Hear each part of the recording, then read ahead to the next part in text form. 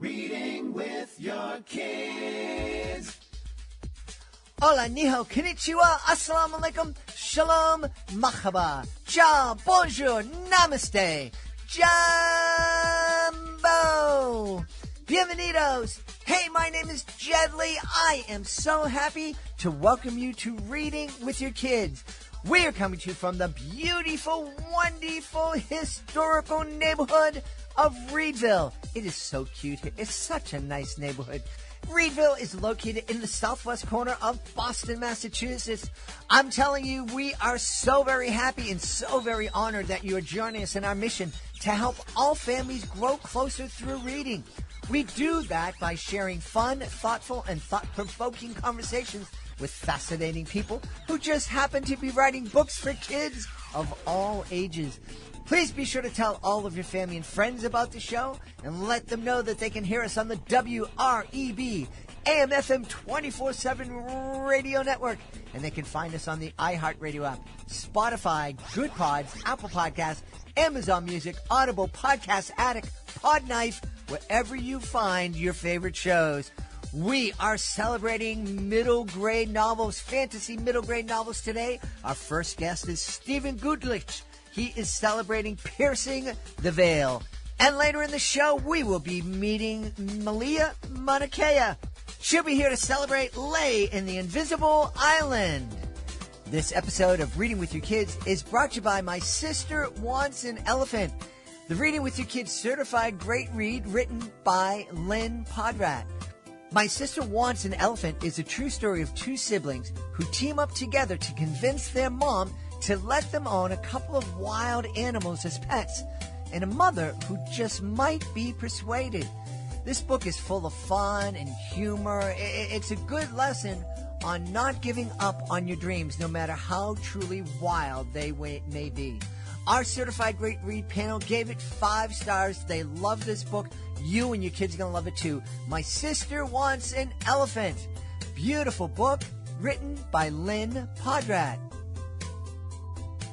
Join us right now from the beautiful state of North Dakota. Our guest is here today to celebrate his brand new middle grade novel. It's called Piercing the Veil. It's part of the Veil saga. Please welcome to the show, A Guglich. Stephen, how are you? I'm great. Thank you for having me. This is quite a fantastic opportunity. Thank you. Well, I am excited to have you on. I loved fantasy when I was in middle school, in high school. I especially loved horror. It was just such a great escape, and yes, and that's why I think that this appeals to so many kids of that age. Is that what you find? Oh yeah, for sure. Yeah, fantasy. I would say fantasy is probably the number one genre that most of the middle schoolers who read like to read, in some fashion. And there's so many popular books out there now, and they enjoy it. And I think it's important because it fills that niche of wonder that is so elusive these days, with students being inundated with stimulation from their phones, from the internet. I feel like they're starting to lose that wonder. Yeah. You're right, because when I was a kid, I'm much older than you. I mean, the idea that you could talk on a phone that wasn't hanging on the wall and connected with this curly cord that always got knotted up and, it was just a mess. To the point now, I never could have imagined that I'd be walking around with this rectangular thing in my pocket that would allow me to talk to anybody in the world with another rectangular thing in their pocket. That's right. Do you remember when your teachers told you that you can't use a calculator to do math because you're not going to have a calculator with you all the time? Well, my teacher said you can't use an abacus all the time. That's how old I am. I wonder if they have an abacus app in the app store. Just as a joke, that would be funny. But you're right. It's like, how can we imagine beyond what we already have? It seems like a challenge these days. Yeah, and that's kind of where I went with Piercing the Veil. I kind of went back to the roots of wonder and mythology and sort of looked back over history. You know, when you look at all the different cultures all over the world, all of them have these great creation myths and myths and legends about um, great people who did amazing things, or creatures that had amazing powers, or just magic in general. And as you know, in this modern age, that just doesn't really exist anymore. Mm-hmm. So my question when I tackled Piercing the Veil was, where did the magic go? And that's kind of where I sort of went back. I've had a couple of reviewers say that I gave an origin story to the mythology that we grew up with, which I thought was really a neat review. Yeah, that's fantastic. So tell us, who are some of the characters we're going to meet in Piercing the Veil? So strangely enough, one of them is a school teacher, a fourth grade school teacher. He's a young guy, hasn't been teaching very long, but he gets he's your typical average or seemingly average guy that just loves working with kids, and kids love him, and he somehow, without giving any spoilers away, gets caught up in all this stuff that's hidden behind the veil. And that's the idea there, is that magic and all those legendary things that we learned about as myths and legends did really happen, but it's all now hidden from us. And he gets caught up in that. That's one of the characters. His name is Jeremy Goodson. And the other character is a little bit younger, just turning 20. And he plays he is a young guy from Japan who's grown up all his life. He was adopted, and he's had this mysterious voice guiding him all his life. And that's again, without giving away any spoilers, we don't want to go into too much of that. But his name is Masaru, so he kind of identifies more with the younger audience. And then you have the older, slightly older guy, Jeremy, who identifies with some of the slightly older audience. Yeah. And that was one of the reasons why I wrote the book too, is I wanted to have a middle grade book that was clean, but also that parents and kids could enjoy, or teens could enjoy together. Yeah, yeah. That was, one of the things that we've heard a lot from authors of middle grade novels who come on is like, I have to have a 12-year-old as the protagonist, as the hero. And yeah, it's great that, kids can relate to a character in the book that's their peer, they can see. But I don't think there's anything wrong with, kids reading about older folks. That they, hopefully kids have older people in their lives that they have relationships and friendships with. Yeah, well, what appeals to at least my students who have read it and loved it, and what appeals to them is the layers of magic and mythology and the creatures and all that, and they've really enjoyed that. And I've got some really great feedback from my students. It's been a wonderful experience. I have students who stop me in the hall, Mr. Guglich, when is the next book coming out? And so it's pretty exciting. Yeah. So yeah, I don't think you need a character at that age level that necessarily appeals to the students or appeals to that grade level, just as long as you have enough to hook them. And I think I accomplished that. Yeah. We should mention that Stephen, in addition to being an author, is a principal, and right now he's the principal of an elementary and a middle school. So I understand now completely why you had time to write a book like Piercing the Veil, because you just sit around the school all day long. Well, that was a challenge. Yeah, it took me quite a few years, but I've always wanted to write. My wife has encouraged me. She was really the muse behind finally getting this book done, and she encouraged me to just find time to write. So I was challenging myself, trying to get, 15 minutes in here, 20 minutes in there, just a paragraph a day, and then I wanted to maybe write a little bit at night after I put the kids to bed, but I was just so exhausted. And I I got to the point where I was so frustrated. I'm like, I have this book in my head. I got to get it out. I got to write it. And I started praying, God, I need time to write, please. So the funny thing happened was that one morning after praying that, I woke up at 3:30 in the morning and I couldn't get back to sleep, and I'm tossing and turning. And like an idiot, I laid there in bed till 6 o'clock till my alarm went off. And this happened for 3 days in a row. And finally it dawned on me, oh, okay. I see what you're doing here. Okay.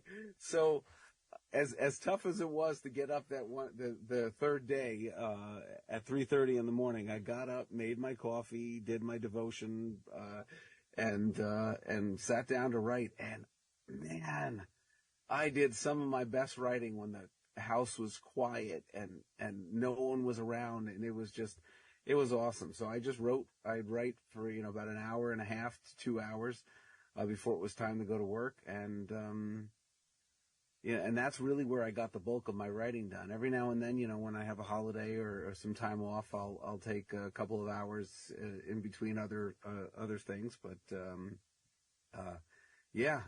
that's how I was able to find the time to write. Yeah. I just have this image in my mind of God looking down from heaven and going, dude, come on. How much, what do you want me to do? You're like the lady on the roof in the flood, and I sent the boat and the helicopter, and you were going to wait for me to save you. Look. That's exactly what it was. I mean, it's finally, and that's pretty much been my routine for the last 4 or 5 years. Yeah. So. I'm curious, and I'm always fascinated. I always ask authors of fantasy books this question. So you're creating this world that has all these rules and science and physics that are different than ours. Do you sit down ahead of time and kind of create a map or a canon saying, okay, this is what happens, this is the physics, or are you just kind of making it up as you go along? It's like, okay, we're here, there's a bad guy, what can I do? Let's turn this rock into a sword. A little bit of both, but I consider world building has always been something I've been fascinated with ever since, I learned what world building was. I was doing world building before I even knew the term. As a kid, making up my own stories or making up my own heroes or playing Dungeons and Dragons and making up the adventures for my friends or being part of those adventures that my dad would run us through. So there was I was always enthralled by that idea of world building. So I really consider myself a deep world builder. I go so deep. And that's another reason why it took me so long to write the book, is that I wrote tons and tons of behind the scenes stuff. I wrote the entire history and culture of the elves and the dwarves and the gnomes. And the challenge with Piercing the Veil, or the Veil Saga, was that I didn't just get to make it all up, because I had to do a lot of research, because I wanted it to be grounded in the mythology that we've all grown up with. So that was really fascinating for me, is taking the idea, okay, there were elves. There were people who said they met elves, or there were stories about elves or gnomes. And so what was their culture like? What did they think about? So I had to go back and imagine what that culture would evolve up until the year 2023. And what are they doing behind the veil? So that was really a lot of fun doing that. I do look forward to future books that take place on other worlds, where I get to totally start from scratch myself. That's gonna be fun. You mentioned, these different myths from different cultures, and one of the things that I'm always fascinated by is the fact that there are so many myths from cultures that had no contact with each other that are similar, so similar. It's fascinating. That seems magical to me. Yeah, tell me about it. Yeah, and that's one of the things during my research. It kind of just blew me away on some, everybody seems to have this a flood myth, and everybody seems to have myths about dragons, or a similar person who was a dragon slayer, or within those cultures, like griffins. Basically, lately I've been doing some research on griffins, and just how so many different cultures had griffins in their history. There had to be some root, some reason for it. When you look at some of the ancient pictures, you look at some of the Egyptian hieroglyphics or graphics of griffins, and they look very much like dinosaurs. So I wonder how much of that is that mythology of griffins came from an actual dinosaur that may have existed at the time. When we look at a griffin now with a eagle head and wings and a lion's body, I doubt very much that the original griffin looked anything like that. But I mean, if there was, but I bet it was based on something, some sort of dinosaur or ancient animal at the time. Yeah. So there's so many. It's so cool. Like one of the coolest stories that I really enjoyed was for the research was that gnomes. Like, do you know the origin of gnomes and how those? So I don't. So different cultures had gnomes. Mainly in the Norse times, but this was the most fascinating thing to me. So there was this guy. His name was oh gosh, I forget his name now. But he was back in the Renaissance days. I think it was Theophilus or something like that. He was considered, or to this day, he's considered the father of modern pharmacology. So he was a real scientist during that particular time. But he also had this whole paranormal occult side to him where he did a lot of research behind them. And he claims to have met gnomes, and he's the one who gave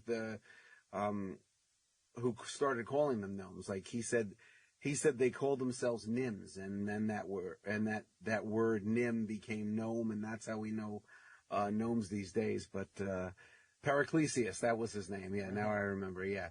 So Dr. Paracelsus, yeah, and he, it was just fascinating that this was a well-renowned person during the time who was a scientist, and yet he had these novels on tomes of knowledge on all these paranormal creatures, including gnomes. Wow. One of the things, as you were speaking, one of the things that I think parents who are co-reading Piercing the Veil with their kids can do is just encourage their kids to question what is commonly accepted. It's like, we hear about, when I was growing up, it was believed that, humans didn't cross the Bering Strait and that land bridge until, it was maybe 12,000 years ago or whatever the number was. And that's science. It's proven science. There's no more questions about it. And then we find evidence to the fact that, humans were here a whole lot earlier than that. Thousands and thousands and thousands of years earlier. So, it's important for our kids to kind of respect science and but also I think it's fun to encourage them to question what it is, especially when we're talking about history. And I always tell people, Piercing the Veil has a smidge of historical fiction in it, because it's based on a lot of historical documentation behind these myths and legends, and there's great opportunity for families to have discussions together. And I'm not, my goal or my idea is that families can enjoy the book together, but I don't say that they all have to just sit around and read the book together. Mm-hmm. The children can read it at their leisure and the parents can read it at their leisure, but then there's plenty of discussion questions. And I actually have coming out, hopefully this fall, I'm working on it now, is a discussion guide for parents and teachers to be able to use the novel in their classrooms or at home just as discussion points. That's fantastic. And we encourage families to co-read together. it's really hard to nail kids down to sit down and read aloud together. But this is a great way to encourage families to buy 2 copies of Piercing the Veil so that they can be read simultaneously. Yeah. I honestly didn't think about that, but sure. Yeah, Yes. yeah. Hey, I want to take this opportunity, since you are in the thick of things, you are educating kids and you're educating a principal leading kids in elementary and middle school. What are the biggest challenges that educators are facing these days? Oh, gosh. The biggest challenges are, I would think, apathy and the reverse of, for a while there we were calling it helicopter parenting, but it's really not. It's becoming much more of, parents, for the most part, seem to be less likely to believe what the school tells them compared to what their children tell them these days. A child could go home and make up something fantastical about, that happened at school.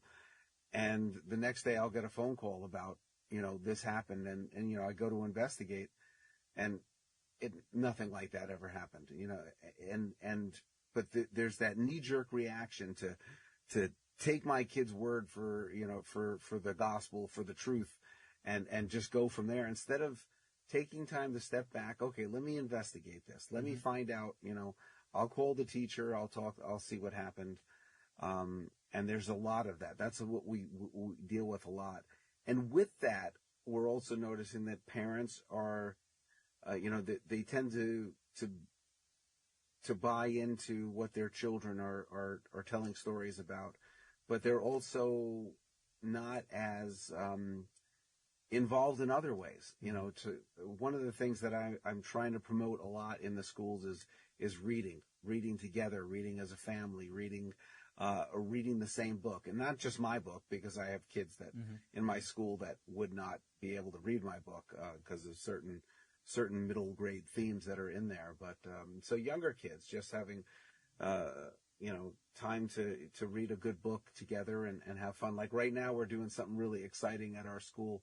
We're doing, I don't know if you ever heard of the show The Masked Singer, but we're doing the Masked Reader, where all the teachers have dressed up in costumes, and we've hidden their voices, and they read a story, and then the kids get to vote to see who they think the Masked Reader is, just like the television show The Masked Singer. And then this Friday we have our big finale, and where everyone gets unmasked and they find out who's there. And part of that is also getting parents to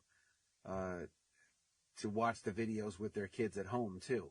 So we have it's all on YouTube of the teachers reading, and we've been having a blast with that. So just trying to find ways of promoting literacy. That is a fantastic idea, the Masked Reader. Yeah. Oh yeah. It's been so much fun. Yeah. We plan on, we're calling it the Masked Reader Season 1, because we plan on doing it every year. And just, the kids are having a blast. The teachers are having a blast. We even have, for the final finale, we even have the superintendent coming in, and he'll be one of the guest judges this Friday as well. Awesome. Well, that's exciting. I'm really happy to hear that you and your teachers are being innovative to try to get families involved with reading. It's obvious that you value and see the benefits of families continuing to read together after kids become independent readers. Yeah. Oh, for sure. Yeah. I think, sadly, with the attention that's being brought to the phones and to the TVs and the internet and all that, we're losing that. We're losing that battle of just sitting around and enjoying a good book. It's becoming harder to be an advocate for literacy, because you're competing with even the most well-intentioned programmers, where they try to incorporate these little apps that promote reading. They're still the students are wanting to be on the phone. They don't really care what they're doing. They're just wanting to play and be interactive with the phone rather than just enjoy a book. That's why I'm afraid that one day we're going to have a school system that doesn't have libraries. I've heard that slowly happening, where the libraries are getting smaller and they're being transitioned over to what they call maker spaces. And as long as I'm a principal and I have a say, we're going to have libraries that are going to be filled with books. But I don't know how many more years I have left. But so I just hope there doesn't come a day where libraries become extinct. Well, as somebody who has traveled the country visiting schools, doing educational magic shows for 35 years, there are lots of schools that don't have libraries. My beautiful wife worked in a school in Boston that on paper had a library, but what it was a cage, a literal cage. And an aide would go in and sit, and the kids would come up on library day, and the aide would pass the kids books. The kids didn't have a chance to pick books or go in and explore the books or whatever. It was just like a conveyor belt. Here you go, here you go, here you go. And hopefully the aide, was making an informed and thoughtful choice for each kid that he or she saw. But you can't know every single kid in the school, and there's something magical about going through aisles of books in a bookstore or library where, I love fantasy, and but all of a sudden I see this book cover and it calls my attention, and I'm going to learn about bees, and that doesn't happen when you're being programmed. No, and that's that's exactly how I became a voracious reader. Is that I saw a book that caught my eye in the library and in my school library in ninth grade, because the idea of reading a thick book when I was younger in middle school or anything like that, I was intimidated by even though my dad was a reader. He had a big library filled with fantasy and sci-fi books, and then I had a teacher who said we had to write a book report, but we could pick the book that we wanted, but the only thing is the book had to be over 200 pages, and I'm like, 200 pages? No. And I was just agonizing, and then finally I saw this really cool cover of a book called A Spell for Chameleon by Piers Anthony. It was the first book in his Xanth series, and it just had such a cool painting on the cover by Michael Elmore, and it was just caught my eye, and that was it. I read that book, couldn't put it down, and then I've been a voracious reader ever since. That's really great.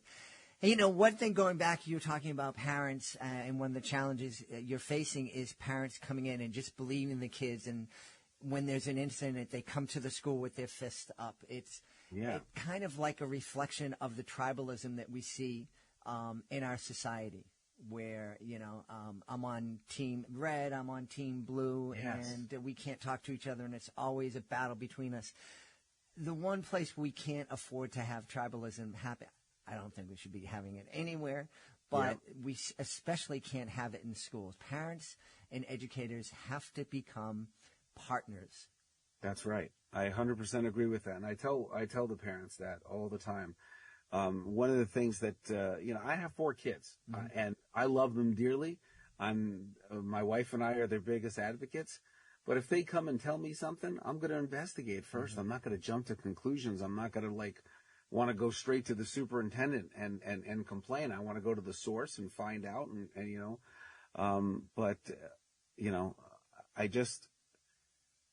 I think parents don't realize the disservice that they're doing. And I know that they love their kids. They love their kids dearly, just as much as I do. And they're trying to advocate for them, and they're trying to defend them. But they're also not, the double-edged sword there is they're not teaching them that truth needs to win out in the end. That they need to investigate. Yeah. Let's face it, kids are going to lie. I mean, they will. I mean, they just do. I mean, adults lie. I mean, so it's part of their nature, and we have to work with them through that to help them to develop their communication skills better and their truth-telling skills. And I always tell my teachers, something happens in class, you need to be the first to call the parents. You need to beat the story home, because if the student gets there, they're going to tell a completely different story that's going to be, probably exaggerated a little bit. And so you need to call first so they get the full story. And then they have two sides of the story, and then they can weigh it in the end. And I think that's so important that we do that, because in the end, it comes down to teaching kids right from wrong, what to do, and how to handle certain situations. And that's what we want to do. Absolutely. And, it doesn't even, we don't even have to go so far as to say the kids are going to lie. Kids have a different perspective. Yes. And they look at things in a very different way. I don't know if I told this story. When my son was in middle school and he was playing Pop Warner football, there was one night when his coach told everybody go right, and him and another kid went left, and the coach went up to him, blowing the whistle in their ear and just screaming, "I told you guys to go right." And my son would run through fire for that coach. He loved that coach. And then then the very next day he came home and said, "Oh, this teacher is so disrespectful to me," and blah, blah, and he's going off, and let's go in and talk to the teacher. We sat down, and I said, Chris, tell the teacher exactly what it was that you felt was disrespectful. And it was like, what you told me, I didn't do my homework, and I'm responsible for doing my homework. And I'm like, well, what tone did she use? Well, just like that. Exactly. Dude, you know what? Last night, anyways, It's crazy. And that's definitely a great way to look at it. Yeah, perspectives are different. Just because the tone of my voice changes doesn't mean I'm yelling. And we hear that a lot as educators. Oh, he or she yelled at me. No, I didn't yell at you. My tone was a little bit different. It was sterner because I was dealing with the situation, but I certainly didn't yell. There's a big difference. And that's one of the perspectives we get a lot. Yeah. Well, tell us, Stephen, where can we go to find out more about Piercing the Veil, part of the Veil Saga, and find out more about you? Well, I made it easy. It's you can either go to my website, StephenGooglich.com, or I know Guglich is hard to spell, so you can also go to theveilsaga.com. Everything is there. I'm a big advocate for libraries and independent bookstores, so the Piercing the Veil is available in libraries all across the country. School libraries, if they want a copy, all they got to do is contact me for that. And then and independent bookstores, if they don't have it in stock, all you need is the ISBN, and they can order it, and then you help a mom and pop store stay in business. Yeah, absolutely. And when you request it, don't yell at the bookseller. That's right. We've had a great time speaking to the author of Piercing the Veil as part of the Veil Saga. Our guest has been Stephen Guglich. Stephen, thanks so much for being with us.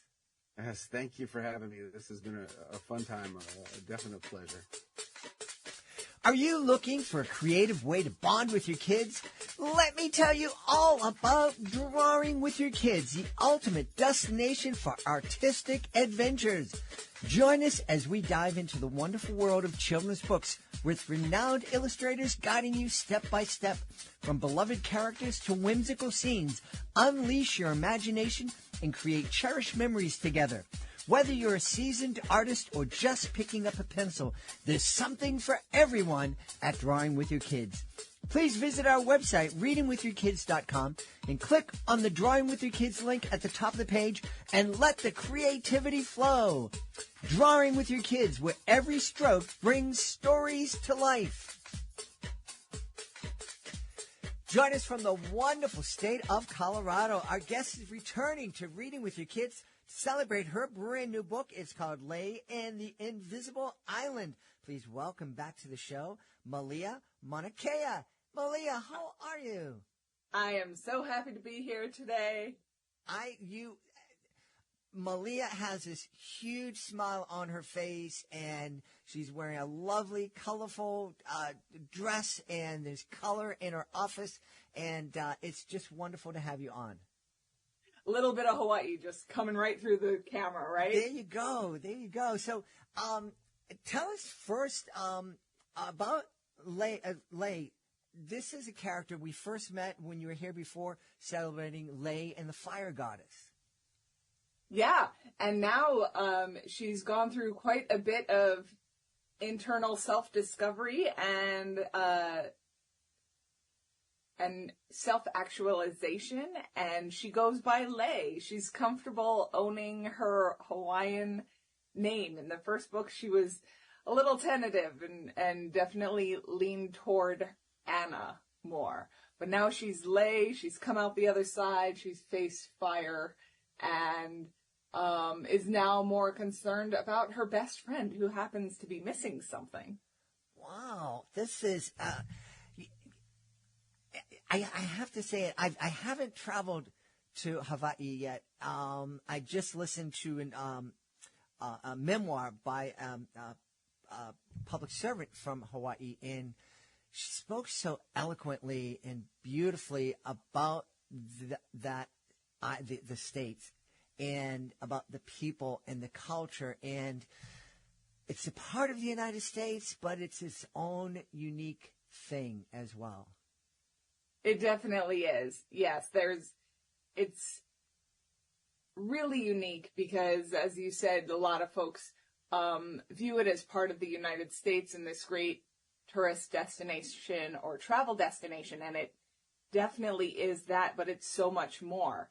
And I'm hoping that these books will help folks kind of get that glimpse behind the glitz and glam of those touristy spots and see more of the culture and the people and the traditions that exist and have existed long before, America or it became all that is shown on the silver screen. Yeah. Remind me, did you grow up in Hawaii or did you just fall in love with it on a visit once? Nope, I was born and raised in Hawaii. I grew up on Hawaii Island, the Big Island, until 7th grade, and then I got accepted into a school on Oahu and was a boarder there for 7th grade. And then my family was like, no, that's a little too soon to have Malia living all on her own at school, so they all moved over to Oahu as well when I was in 8th grade. So 8th grade through high school, I was on Oahu in Honolulu. Wow, that's fascinating. The idea that a state is a collection of islands or even a nation, and we've had lots of authors from Indonesia and especially the Philippines, and Indonesia is a collection of 17,000 islands, that I think, and the Philippines is 7,000. Hawaii is a collection of, is it 5 or 7 islands? 8. Well, I was close. You were. That was great. It's all tricky, right? Because one of them, Ni'ihau, is privately owned by the Robinson family and has been since King Kamehameha sold them the land, I think for ranching purposes, way back in the day.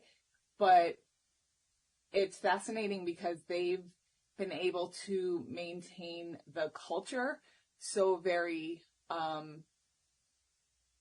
strongly, I guess. Like, they have their own Ni'ihau dialect of Olelo Hawaii, of the Hawaiian language, and everything's just a bit different there because they don't allow tourists, they don't allow outsiders to their island for tourism purposes. And then, Kaho'olawe you can't really visit. That one was used for bombing by the U.S. until fairly recently. So yeah, the ones that you can visit, closer to 5 to 7. Okay. So what kind of adventure are we going to go on and lay in the Invisible Island? As I mentioned, Anna's best friend Kaipo is back. Yay. And unfortunately, he's missing something super important to him. And without this something, he starts going downhill pretty fast. He starts kind of rotting, as it were.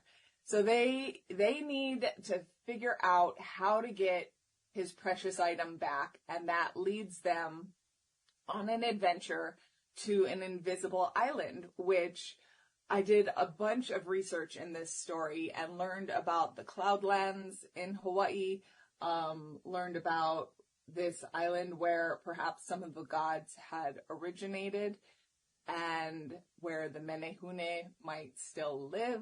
So I wanted to incorporate all of those stories, but I also wanted to get over to another island. So they end up on Oahu, which is where Honolulu is, and which is where the Kamehameha Day parade happens every year. And that was a parade that I used to march in for marching band every year, and it was always so long and so hot, but gorgeous and so fragrant with all the horses, with the lei, with the everything. So I really wanted that massive parade event to be in this story. I also wanted them to explore some of the traditional methods of, what is it called? Like catching animals. My brain just completely went numb, but there were ways that the kia manu, that the bird catchers would catch birds to harvest their feathers for feather work. There were ways that there were loko'i'a, like the ways that Hawaiian fishermen would catch and raise fish in these gigantic ponds. I wanted to go back to some of those earlier practices and have a reason for them to be in a contemporary, really fun story. That is really neat. Yeah, you said you said something that caught my imagination. You said that Lei's friend was missing something, and he started to rot. Yep. And I think it kind of surprised me because I've never heard somebody refer to a living being as starting to rot while they're still alive. But, as I look back at some of the young people that are in my life and how they were reacting to the pandemic, that was sadly a perfect description of what a lot of those young people, especially young people, went through during that time. That was I have two teenagers, so they both went through COVID, like in their middle schoolish years, and there was definitely a lot of rotting happening, and people just get, well, in our family at least, there were a lot of snappish tendencies and rudenesses and just not wanting to be around any humans. And when you are around humans, you start lashing out at those you love because you don't feel like yourself anymore. And you don't know how to act anymore because we've all been isolated so long and we just feel crummy and miserable and awful. So there is definitely residue, I guess, from COVID and from those yucky feelings in this story. And it was kind of fun to play with them and make the character go through all of that. Because poor Kaipo, he's such a lovely guy, and he really is the picture of patience and wonderfulness that you would want in a best friend. So for him to be able to like totally flip and become this not so great human was really fun. Yeah. As you're talking about that, I think this is something that lots of kids go through at different points in their life. And as hard as it is for those kids who are experiencing that, I think it's just as hard for their friends and certainly their family members to kind of see them go through that, to be on the end of their frustration and anger. And it must be really confusing. And I'm thinking that this story would be a great catalyst for families to kind of talk about that and give kids an outlet to say, my best friend is going through this, so it really hurt me when so-and-so did this. That absolutely, and even more so when the person who's on the receiving end might, in some way, shape, or form, be to blame for the other person's change in demeanor. In this particular story, Lei is kind of the cause of Kaipo going through this. She's the reason why he lost this precious item, and she's really feeling guilty and doesn't know if he'll ever forgive her or how he could ever forgive her. And that leads to feeling crummy in its own way, right? Mm-hmm. Like, none of us want to disappoint the people we love. And when we do, and when it causes them hurt and anguish, how do we reconcile and own up to the fact that, yeah, we did that? What do we do next? How do we move on? How do we make it up to them, but also understand that we are human. We do make mistakes. It's going to be okay. Here's how we can move on. Yeah. I think writing for this age group, it's, and I hear from a lot of authors, it's a lot of fun because kids are going through such change in their life. So many things, we talk about the different stages, the fact that you're 3 and 4-year-old, everything is new to them. And what a great way to be with your kids is to, imagine, this is new to me too, and just really revel in their excitement in doing something new. And I suppose, the same can be true as if we can keep in mind the fact that everything in a teenager's life or tweenager's life is kind of new too, because they're experiencing this with a new body, with a new perspective, that everything is changing. And I don't know if we want to put our minds back into that time because it's difficult, but at least have that in the front of our minds so we can have some more empathy for our kids as they're going through that and driving us crazy. Absolutely. Yeah. It's a tough time period for sure, but I think that's what, like you said, makes writing for that audience so powerful and special. And even though it's cringy to go back and revisit my own experiences growing up then I think it's helped me in a lot of ways work through a lot of the issues that I had and a lot of the ridiculous notions and ways that I problem solved that were not at all the right ways to go about doing things. And I can see that now, but now I can put it in a story and hope somebody else learns, maybe navigating that situation in this fashion might have led to a little less heartbreak, a little less anger in the group. Yeah. Boy, I tell you, I am so happy the technology that kids have today that I didn't I would have loved it because I used to love to experiment with video and audio and whatnot. But boy, if I had a device in my pocket that could take videos and send messages around the world in a second without me thinking about it, I probably wouldn't be here today. Right? That's a powerful little device that they have. So there's definitely part of that in the book. There's, how to initiate conversation on texts even or phone calls, and how can you apologize to somebody over text, or do you have to do it in person? And how do you make that first hesitant connection and reach out? Do you make up an excuse to text them about something stupid, or do you just come right out and say, I'm so sorry, will you ever forgive me? And obviously that's not what you would say. Phones add just a whole nother layer, especially when you're trying to keep your parents from knowing what kind of adventures you're on and make new friendships. It's all wacky. All very, very much so. When did you discover that you loved writing for this age group?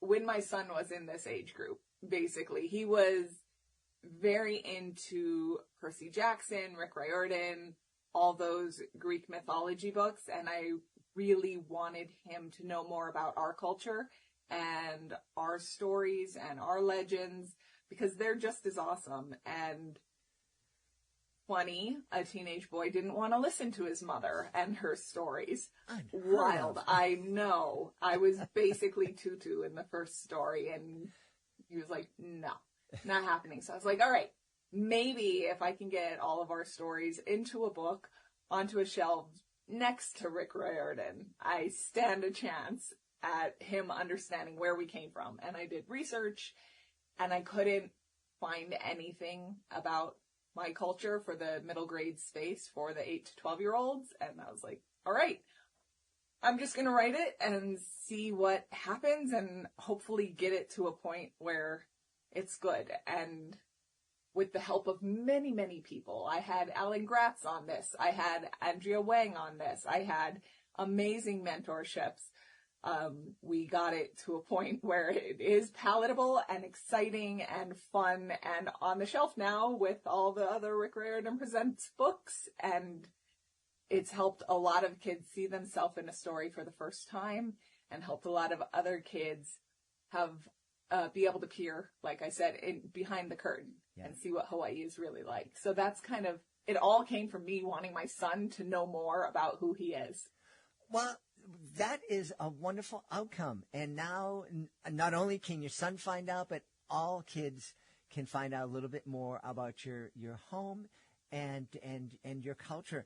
I'm curious, how are things, because we live in a time where we're all so focused and so concerned about an issue or something that's happened for a minute and a half, and then we go on to the next catastrophe. Mm-hmm. How has the recovery from the fires on Maui going, and should we still be concerned for those folks?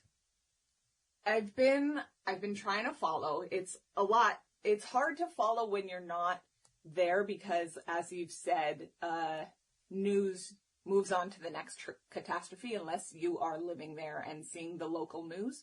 I have seen recently that, I want to say it was the governor, I'm awful with politics, somebody passed a bill or a ruling that said essentially that Airbnbs on Maui or in the islands, I'm not sure what the extent are, need to remain open or available to house families displaced by the fire. So I think that was a really big win. My understanding, and there are so many better people to talk about this than me, but my understanding is there's still a lot of work to do to ensure that those families get the care that they need. They still are homeless. They don't, or unhoused, however you want to call it. They don't have their homes yet. They can't move in yet. So in my humble opinion, that should be the priority. Get those people stable, safe, situated again so their families can really start to build and re-heal. But at the same time, we don't want the businesses to struggle too much. So having tourists return to the islands does help keep those businesses afloat. Right. So if you do go visit Maui, please support local Kama'aina businesses. Go to those little mom and pop shops, spend your money there, help the economy, and recognize that there are a bunch of people still struggling to figure out ways to survive and move forward. Yeah. I wanted to mention it because I'm a firm believer, all part of one big global human family, but this is closer to home. These are, for folks who are living in the States, these are our fellow citizens. And just like where my family, we have a lot of family in Puerto Rico, and folks there are still struggling to come back from a couple of hurricanes and earthquakes. And so we can't forget those folks. It takes a lot. And we keep them all, not only in our prayers, but in our actions, too, to help them out. Mm-hmm. Yeah, definitely. Thank you. Where can we go to find out more about Lei and the Invisible Island and find out more about you? My website would be an excellent place to start. It's maliamaunakea.com. Nice and easy. If you Google it, it maybe come up. You can follow me on Instagram, is where I'm the most reliable, I guess, at putting things. That's just at Malia Mauna Kea. if you sign up to my newsletter, I will make sure to get you information on a timely manner. I think yesterday I just put out my Substack post and included that I just graduated last week from a college in wine studies, and I put a fun free hula show that you should visit if you're going to Oahu this summer or anytime really, the Kilohana Music Show. And it also had information on how to pre-order my book, Lay in the Invisible Island, or whenever this comes out, maybe you can just order it. Yeah. And also, I am open and available to school visits. So please reach out to me via my website contact form. And I would love to come do virtual or in-person visits for schools. That would be wonderful. We've had a great time speaking to the author of Lay in the Invisible Island. Our guest has been Malia Monakea. Malia, thanks so much for being back with us. Thank you for having me. We hope you've enjoyed this episode of Reading with Your Kids and will join us for the next exciting episode of the show. Until then, I want to thank our guests for being on the show, Steve Guglich and Malia Monakea. I want to thank my team, Fatima Khan, Rory Grady, Chris Doherty, Judy Hu. I want to thank my beautiful wife for all of her support, but most of all, we want to thank you. Thank you for taking the time to join us today, and as always, thank you for taking the time to make the world a better place, and you do that every time you read with your kids. I'll be looking for you in the next episode of Reading with Your Kids.